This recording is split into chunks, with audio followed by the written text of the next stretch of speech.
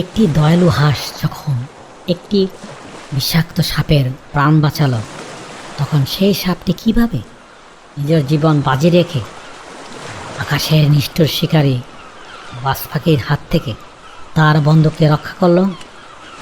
Hello বন্ধুরা, আজকের গল্পের নাম হাঁসের পিঠে বিষাক্ত সাপ। চ্যানেলটি সাবস্ক্রাইব করো, আমাদের সঙ্গেই থাকো। চীনের এক সুন্দর পাহাড়ের পাদদেশে এক বিশাল বুনো হাঁসের দল বাস করত। তাদের মধ্যে তিয়ান ছিল সবচেয়ে চটপটে ও দয়ালু। একদিন বনে হঠাৎ দাবানল লেগে যায়। সব পশু পাখি যখন পালাচ্ছিল, তিয়ান তখন একটি উজ্জ্বল জ্বলন্ত গাছের ডালে আটকা পড়ে ছোট্ট সবুজ সাপ লংকে দেখতে পায়। লং বাঁচার জন্য কাতরাচ্ছিল। তিয়াং নিজের জীবনের ঝুঁকি নিয়ে ডানা ঝাপটে উড়ে গিয়ে লংকে ঠোঁটে করে তুলে নিয়ে আগুনের বাইরে নিরাপদ জায়গায় এনে বাঁচালো। লং নিরাপদ স্থানে পৌঁছে তিয়ানকে ধন্যবাদ জানিয়ে বলল, তুমি আজ আমার প্রাণ বাঁচিয়েছ। আমি বিষাক্ত সাপ হতে পারি, কিন্তু তোমার এই উপকার আমি কোনোদিন ভুলব না। ভবিষ্যতে যদি কখনো বিপদে পড়ো, আমাকে ডেকো।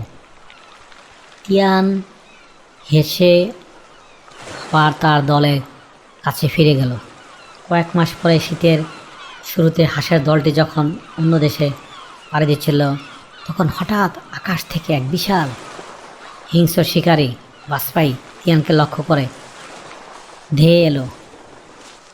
বাজপাখির ধারালো নখ থেকে বাঁচতে তিয়ান আপ্রাণ চেষ্টা করলো, কিন্তু মেঘের উপরে গিয়ে সে একা হয়ে গেল। বাজপাখির তারা খেয়ে সে দিকভ্রান্ত হয়ে ঠিক সেই পাহাড়ের বনেই এসে আশ্রয় পড়ল, যেখানে তিয়ান বাস করত।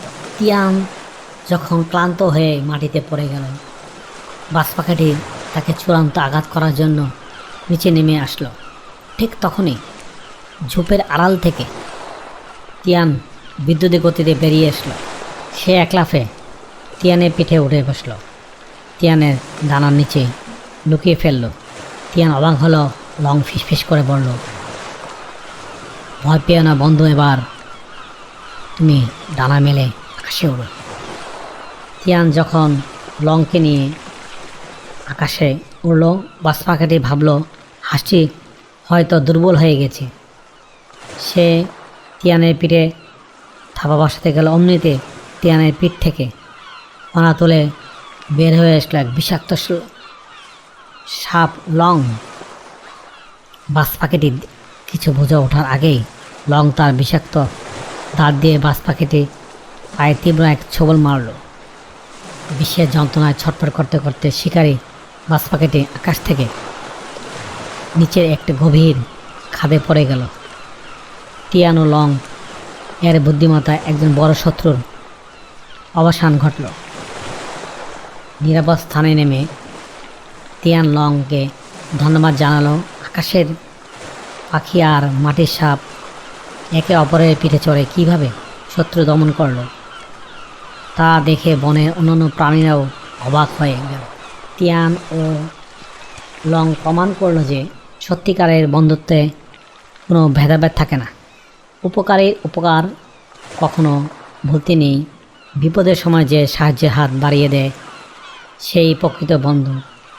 হ্যালো বন্ধুরা, আজকের গল্পটি কেমন হলো কমেন্টস নিচে জানিও। আবার দেখা হবে অন্য কোনো গল্পে। Thank you for watching. Please subscribe.